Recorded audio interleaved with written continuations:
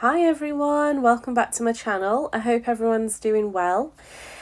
So today's video is a video of me refilling the clay molds. So you've seen me kind of start off with filling some of the clay molds, and then you've seen me unmold those. So now what I'm showing you is basically me refilling those molds now that I've kind of picked up a couple of extra techniques as I've gone through. Now, I don't know if what I'm doing is completely right. I haven't really found a tutorial that's kind of showing me exactly what I'm after, because most of these types of molds are used for resin and things, so I've kind of struggled to find an actual YouTube tutorial to show me what I need to know. So I've just pretty much guessed. And to be fair, the molds that I did the first time round, the clay pieces actually came out really well. I really enjoyed them. And I think that, I'm pretty happy with them, to be fair. There was a little bit of excess on the sides, but it was really easy to remove. I just removed it with that little wooden cuticle pusher tool, but you could probably use anything really for that. So what I wanted to do with this video is just kind of show you a little bit of what techniques I've kind of picked up as I've done this in practice, and just give you the chance to actually see me refilling all of these molds. So if there was any particular molds that you'd seen me do, the unmolding from that video, then maybe, I don't know, if you wanted to see how I filled that particular one. So maybe with this one, this is quite an intricate keyhole type one. So it might be interesting for you to find out like exactly how I did that. So for example, with this one, what I'm trying to do is not overwork the clay, because I personally felt that when I did overwork it, when I was basically pushing it for ages, it just kind of ended up breaking up, and it wasn't quite as easy to use. So what I've picked up as a technique as I've been doing this is to use a little bit of water just on my finger and to run that over the mould. So as you can see here, I'm running it across all of the backs, and what this is doing is flattening out the back of the actual clay piece, so that when I do unmold them, they'll be easier to just kind of fit. If I was going to sort of stick these onto a journal cover or something like that, they'll be a lot easier to kind of work with, basically. So I thought it'd be good to kind of show you that little technique with the water that I picked up.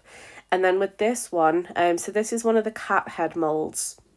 So what I found worked best basically was I put in some of the clay around the base of it. So if you can just see in there are two little eye pieces, and they are slightly more raised than the rest of the mold, and that's where you kind of rest the little eye cabochons.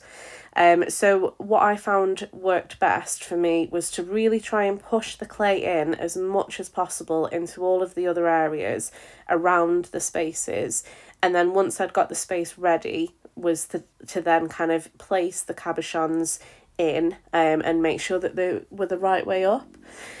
So what I do with the little eyes, so these are the ones that I've picked, and then if you just saw there, well, you can see now I've got them in the mould, there are some little lines on the back of the backing, and the reason for that is because basically what I was doing was holding these little cabochons up to the light and then basically just filling in a line, so I could see exactly what direction they needed to go in.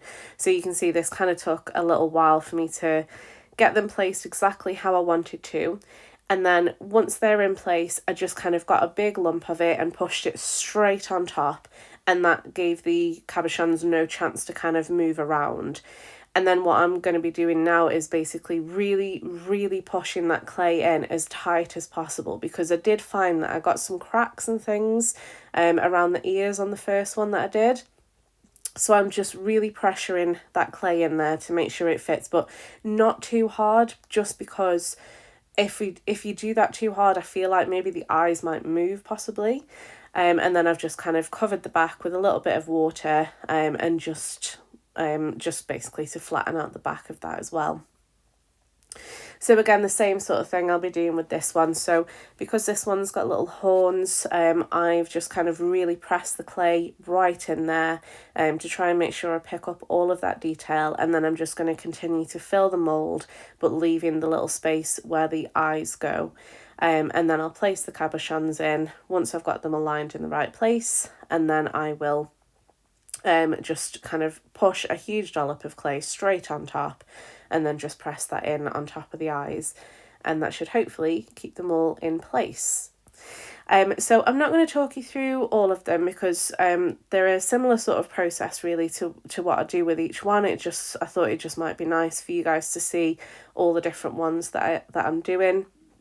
But the general gist is that I'm really trying to push the clay in as hard as I can into all the kind of nooks and crannies to make sure that I do get a good kind of pull of that mould, and then I finish it off with rubbing a little bit of water over the back, and that just helps me to manipulate the back bit, take off any excess, and to kind of make it nice and flat on the back.